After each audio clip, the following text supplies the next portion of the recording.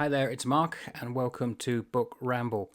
And this is a reply to a tag from John at Must Read More. Thank you, John. And he himself was tagged by Kevin Towle, and also by Lecton, Rock Samsara. The original tag was done by Book Reviews with Becky, so thank you. So here's my reply to the Book Confessions tag.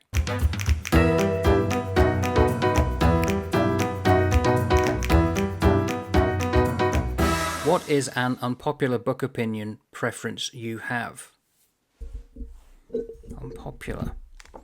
To be honest, I'm not sure what are the popular ones.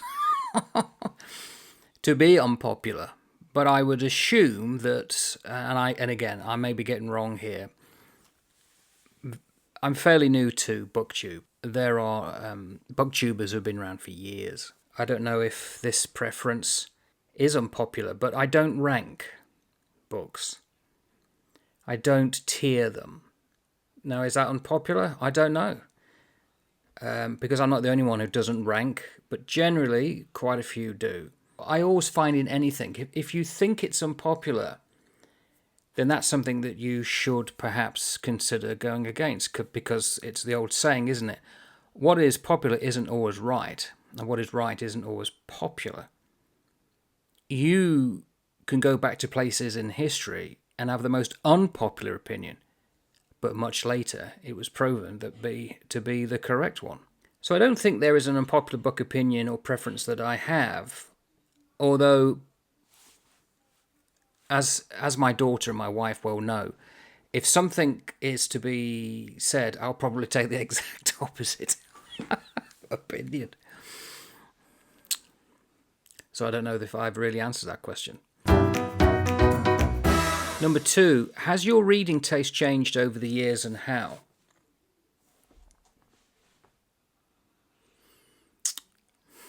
Not the taste, not what I'm reading.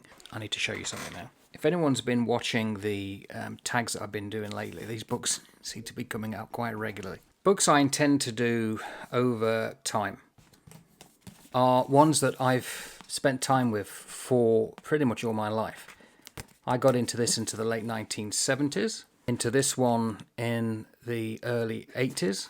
And this, I remember reading, probably mid to late 80s. I think it was these books. Not these. I found these in a thrift shop, and look how stained they are. So I can't say that my reading tastes have changed over time. Probably what I've started to get more into over time are more to do with plays. I haven't even read this one yet, but this is one I'm wanting to get into. When I went to university as a 33-year-old is when I started. I was introduced to a lot of philosophy and theology books that I'd never read before.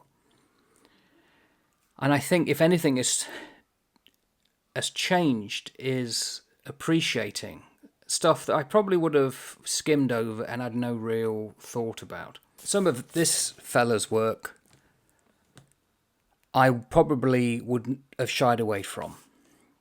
I remember when Ian McKellen went round the world, and he certainly came here in New Zealand, and he did King Lear. King Lear I would shy away from, but I'm determined to read as many of these as possible. What I'm learning, and this is this first one, John, is the meter. In fact, I'm avidly rewatching a video that I think it's Peter Hall. It's on YouTube. It's called Playing Shakespeare brackets Judi Dench. It was done sometime in the 80s, and she's going through with other actors and the director on the stage. We get this insight into how to attempt the pronunciation, the meter, the pauses, where in a half line somebody's words are stopping and then somebody else is taking on. Is there a pause, or do you catch onto it straight away? I'm learning to appreciate that more. So my reading tastes have changed by going in more depth, doing more research around something I'm reading, because it just brings things to life. I think in the past I would have just got a book, read it, thought, or not, moved on, and really spent little time focusing on well, what's the context of it? What's the background? Hamlet, for instance. How many people have done Hamlet? And when you, again, another video I came across that looked at, from the 1930s, Laurence Olivier, all the way up to Andrew Scott, and how Hamlet is different with all of them. You get some in the 40s and 50s, it would just be, like, for instance, to be or not to be, that is the question. Whether it is noble in the mind, and quite static, but in the time were considered great. And then you get Andrew Scott, who's going, to be or not to be. That is the question. Whether it is nobler in the mind to suffer the slings and arrows of outrageous fortune, or is that kind of stuttering delivery that, if you didn't do the research, I wouldn't be aware of. I didn't see him in the production at the time. It completely went over my head. But now I can see him doing little snippets. I thought, yeah, the delivery of Hamlet, it just brings it to life. So perhaps my reading taste hasn't changed, but the way I appreciate or approach a book now to read has. What genre do you read to get out of a book slump? Now I'm going to refer this to number one because this is an unpopular book opinion. I don't like the idea of genre. A book's a book. So that's the first thing.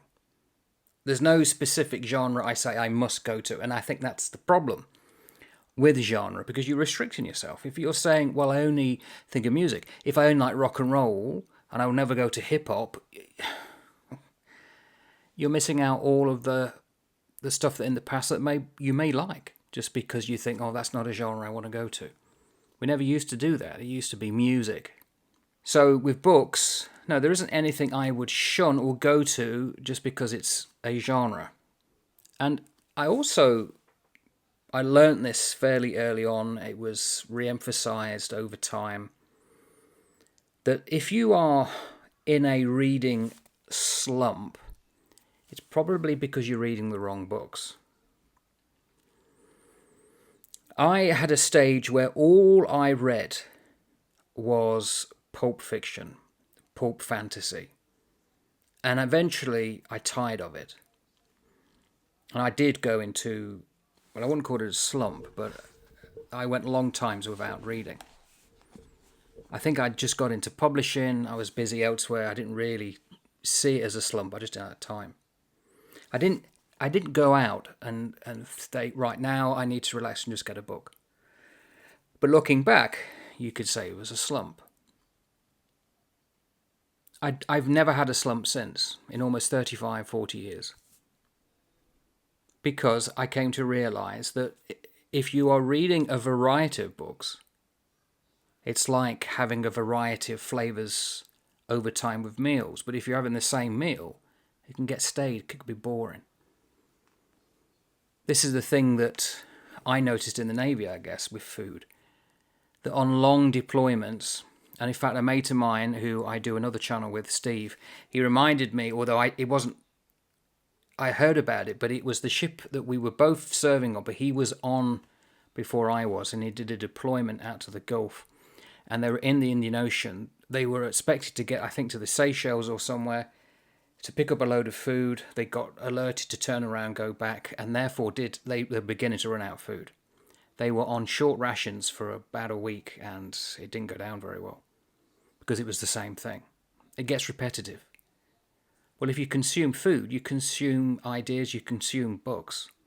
If you're doing the same thing all the time, it's going to get boring. And I think that's what causes slump. As well as being expected to read more than you probably need to. One of the reasons I read slowly is that I don't get the pressure of thinking I have to read 5 or 6 books a week. I think that's not for me. So if you read the books that resonate, that have meaning, I don't think you will go into a slump and you will enjoy them. And if you choose a couple that are going to challenge you, spend a little bit of time doing some research, which we can now with social media and the internet, find out the history of it, find out what the meaning is of it before you start reading, and so on. I think you'll never have a slump. Number 4, what are some of your automatic buy authors? Well, again, historically, and I've shown you some of the authors I've gone to. In the past, I've favoured Patrick O'Brian and James A. Michener and others. And I probably still do. But that's not to say that I would always go to them. I have come to realise, and I've talked about it actually on a couple of videos, often the books call you. They find you. You don't find the book. I found books randomly that I would never have considered. For some reason, they stood out on a shelf. So I went into just a standard book store and I saw this. 1984 Orwell. I've read Animal Farm, and I think I probably started 1984 back in the 80s and didn't get very far. But then, just happened to be out and about, and I saw this. 1984, the graphic novel. Everything that's in the book is faithfully in here. And the first thing I did is I opened it up, and there's bits at the back as to how it was made. And I thought, oh, come on, show me. Does he say it right at the end? If you don't know the ending of Big Brother, turn away. But this is it. I love Big Brother. That's Winston Smith. And I thought, yeah, great. And what this does, it shows you... Oh, better not show you the nudie bits. It shows you very faithfully the book. That's not automatic. I just was drawn to it because of George Orwell's name and this. I didn't go out with the intention to find it. It found me. Now you could say it was random, fine. It was just chance, fine. But this is so good. I will do an episode on this before I do an episode on this. I don't have automatic buys. I've found that if you just go out and about, something will find you. And I'll leave that at that. 5. How many chances do you give an author before you won't try them again? It's too binary for me. I tried a book once, and actually I do have it here. Not this book. It's one of his books. I found it difficult. It was when I was doing my degree. And I put it down and I thought, yeah, I'm not really into psychology. I'm more into philosophy, which I ended up doing as a job, teaching it. But that's not to say that I wouldn't go and get him again. Because if you do, I mean, how many chances do you give something just because I don't get it? In fact, if I don't get it first read, I'll put it down and come back to it later. Probably years later, because I'd go through so many books. But I'll never say no. I'll give them infinite chances because I know it's really me. I wouldn't have got into this as a teen or a 20-something. It was only when I went to university in my mid to late 30s that I kind of wanted to do it. You can mature, you can change into things. So I would give an author as many chances as possible. But knowing that on the long conveyor belt of books coming my way, it might be a long distance away before I ever get to that author again. Number 6, do you have anything you like to do, listen to while you read? If I'm at home reading, I will listen to music in the background. There's a couple of songs I just love to listen to, and I didn't know this at the time. It has what's known as the purification energy. It's 1152 hertz. You will naturally get that in a lot of songs. You get it in classical music, you get it in soft music. It's just a relaxing frequency, and it's actually very good for focusing. I'll put that on the background while I'm reading, but I'm less inclined to read at the computer as I used to. I could just sit here and just get a book out and listen to the music. I tend to do it now in lunch hours, breaks, out and about. In fact, just reaching down, when I go to work, I take this with me. Can you see it? No, you can't. I take this with me, and if I was to look inside, there's 2 books. There you go, I'm finishing that off. The Philosophy of Andy Warhol, and I've got one here, which I'm reading for my other channel, The Christology of the New Testament.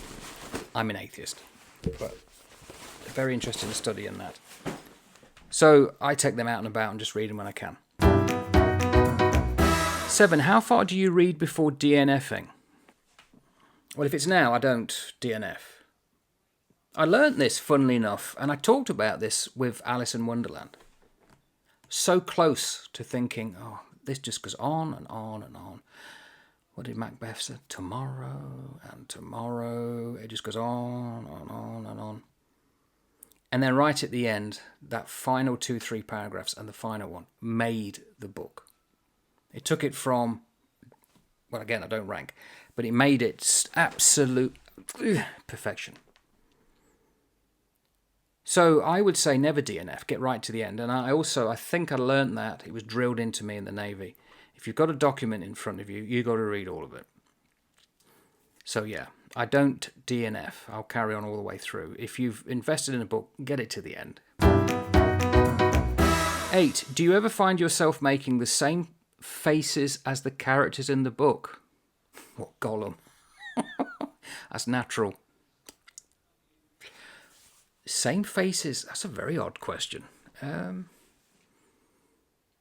Do you respond to the characters in the book? Do they become you? No, not really.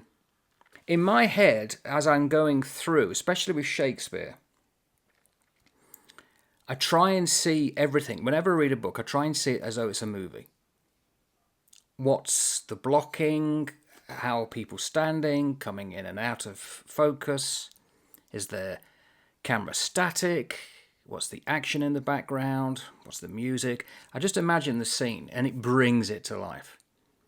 Some books naturally can do that better than others, but I'll try and do it with the most plodding narrative because I think for myself it enhances what I'm reading. So I guess I am, in my mind's eye, making those faces of characters. With a graphic novel, it's different. A little experiment. I'm going to go back to Centennial. In the TV series, this is the first thing you come across. So that is the whole book of a big book that in the 70s TV series, it starts here with Pasquinel. So I'm going to read the first, probably half a page. He was a coureur de bois, one who runs in the woods, and where he came from, no one knew. He was a small, dark Frenchman who wore the red knitted cap of Quebec, and his name was Pasquinel. No Henri, or Baptiste, or Pierre, no nickname either, just the 3 full syllables Pasquinel. He was a solitary trader with Indians, none better, and in his spacious canoe he carried beads from Paris, silver from Germany, blankets from Canada, and bright cloth from New Orleans. With a knife, a gun, and a hatchet for saplings, he was ready for work. He dressed like an Indian, which was why men claimed he carried Indian blood. He dat, sir, a Cinneboin, maybe gros ventre. He's got Indian blood in there somewheres. He wore trousers made of elk skin fringed along the seams, a buffalo hide belt, a fringed jacket decorated with porcupine quills and deerskin moccasins, all made for him by some squaw. I'm not going to be basically pretending I'm rowing a boat when I'm reading the book, but I can imagine what he would walk like and talk. And I think most people do, if you think about it. That's the beauty of books. It brings these things to life.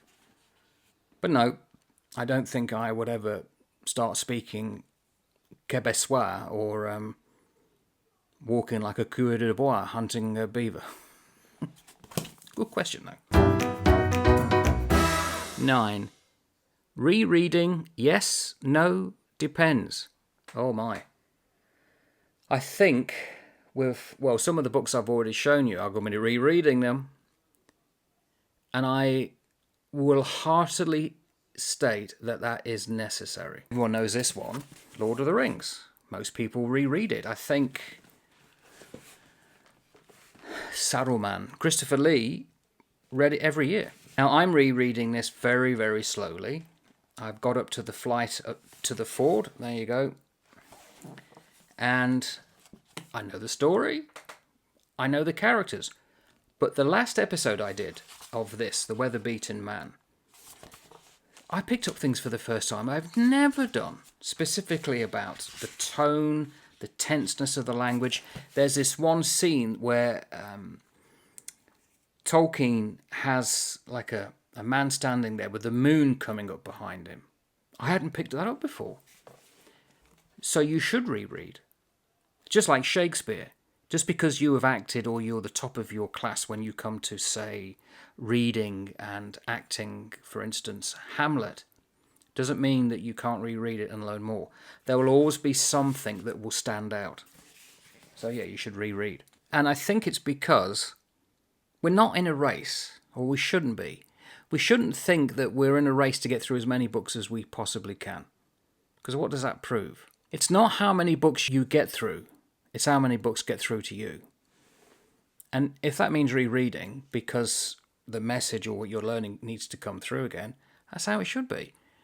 We shouldn't limit ourselves to just one journey, in and out, and that's it.